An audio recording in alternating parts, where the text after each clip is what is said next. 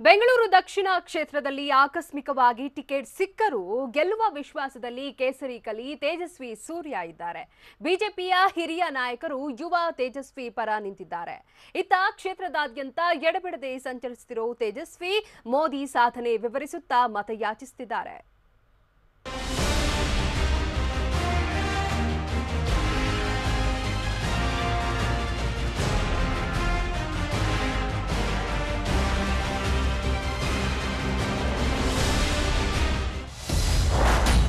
ಯುವಜನತೆ ಮತ ಸೆಳೆಯಲು ತೇಜಸ್ವಿ ಸೂರ್ಯ ಭರ್ಜರಿ ಪ್ಲಾನ್. ಕಾಲೇಜು ವಿದ್ಯಾರ್ಥಿಗಳೊಡನೆ ಸಂವಾದ ಮೂಲಕ ಮತಬೇಟೆ.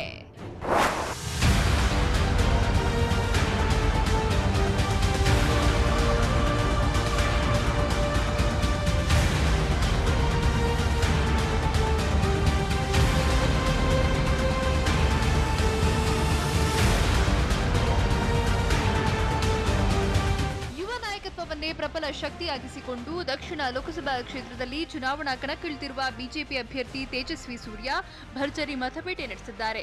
ಯುವ ಸಮೂಹದ ನಾಡಿ ಮಿಡಿತ ಅರಿಯೋಕೆ ಕಾಲೇಜು ವಿದ್ಯಾರ್ಥಿಗಳೊಂದಿಗೆ ನೇರ ಸಂವಾದ ಕಾರ್ಯಕ್ರಮಗಳನ್ನು ರೂಪಿಸಿ ಯುವ ಮತದಾರರನ್ನ ಸೆಳೆಯುವಲ್ಲಿ ನಿರತರಾಗಿದ್ದಾರೆ. ಸಂವಾದ ಕಾರ್ಯಕ್ರಮಗಳಲ್ಲಿ ಯುವಕರಿಗೆ ಪ್ರಸ್ತುತ ಇರುವ ರಾಜಕೀಯ ಅವಕಾಶಗಳ ಬಗ್ಗೆ ಮಾತನಾಡ್ತಾ ಹಲವು ವಿಚಾರಗಳನ್ನು ಪ್ರಸ್ತಾಪಿಸಿದ್ರು. ಪ್ರಧಾನಿ ನರೇಂದ್ರ ಮೋದಿ ದೇಶದ ಅಭಿವೃದ್ಧಿ ನಿಟ್ಟಿನಲ್ಲಿ ಎಡೆಬಿಡದೆ ಶ್ರಮ ವಹಿಸಿ ದೇಶ ಸೇವೆ ಮಾಡುತ್ತಿದ್ದಾರೆ. 5 ವರ್ಷಗಳಲ್ಲಿ ಮೋದಿಯವರು ಭ್ರಷ್ಟಾಚಾರ ರಹಿತ ಸರ್ಕಾರವನ್ನ ನಡೆಸಿದ್ದಾರೆ. ಮತ್ತೊಮ್ಮೆ ಮೋದಿಯನ್ನ ಪ್ರಧಾನಿಯನ್ನಾಗಿಸಿ ಮತ ನೀಡಿ ಬೆಂಬಲಿಸಿ ಅಂತ ಮನವಿ ಮಾಡುತ್ತಿದ್ದಾರೆ.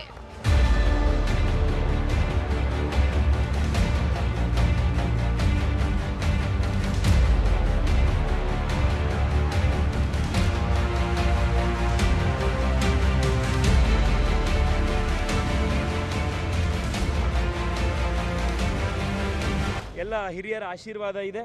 ಎಲ್ಲ ನಮ್ಮ ಪಕ್ಷದ ಮುಖಂಡರುಗಳು ನಮಗೆ ಸಂಪೂರ್ಣ ಆಶೀರ್ವಾದ ಮಾರ್ಗದರ್ಶನ ಮಾಡ್ತಾ ಇದ್ದಾರೆ. ಈ ಕ್ಷೇತ್ರದಲ್ಲಿ ವಿಶೇಷವಾಗಿ ಭಾಳ ಹಿರಿಯ ಶಾಸಕರುಗಳಿದ್ದಾರೆ.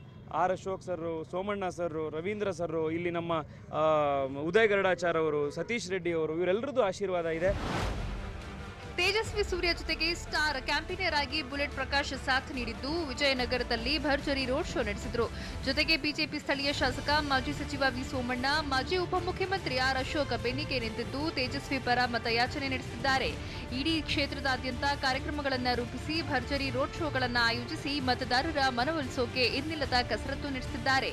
ಈ ಬಾರಿ ದಕ್ಷಿಣ ಕ್ಷೇತ್ರದ ಜನರ ಬೆಂಬಲ ಇದೆ. ಈ ಬಾರಿ ಚುನಾವಣೆಯಲ್ಲಿ ನಮ್ಮ ಬಿಜೆಪಿ ಪಕ್ಷಕ್ಕೆ ಗೆಲುವು ಖಚಿತ ಅಂತಾರೆ ತೇಜಸ್ವಿ ಸೂರ್ಯ.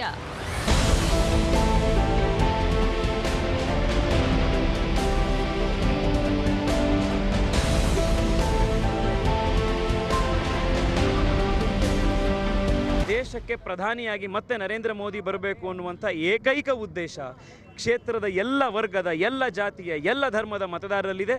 ಆದ್ದರಿಂದ ಈ ಬಾರಿ ಬಿಜೆಪಿಗೆ ಹಾಕುವಂಥ ಪ್ರತಿಯೊಂದು ಮತವೂ ಸೀದಾ ನರೇಂದ್ರ ಮೋದಿಯವರಿಗೆ ಹಾಕ್ತಾ ಇರೋದು ಅನ್ನೋದರಿಂದಾಗಿ ಎಲ್ಲರೂ ನರೇಂದ್ರ ಮೋದಿಯವರ ಜೊತೆಗಿದ್ದಾರೆ. ಒಟ್ನಲ್ಲಿ ಬೆಂಗಳೂರು ದಕ್ಷಿಣ ಲೋಕಸಭಾ ಕ್ಷೇತ್ರದಲ್ಲಿ ಬಿಜೆಪಿ ಈ ಬಾರಿ ತೇಜಸ್ವಿ ಸೂರ್ಯ ಸೂಕ್ತ ಅಭ್ಯರ್ಥಿ ಅಂತ ನಿರ್ಧರಿಸಿ ಯುವ ನಾಯಕತ್ವ ಮನ್ನಣೆ ನೀಡಿ ಅವಕಾಶ ಕಲ್ಪಿಸಿದೆ. ಇದು ಎಷ್ಟರ ಮಟ್ಟಿಗೆ ವರ್ಕೌಟ್ ಆಗುತ್ತೋ ಕಾದು ನೋಡಬೇಕಿದೆ. Bureau report, TV9.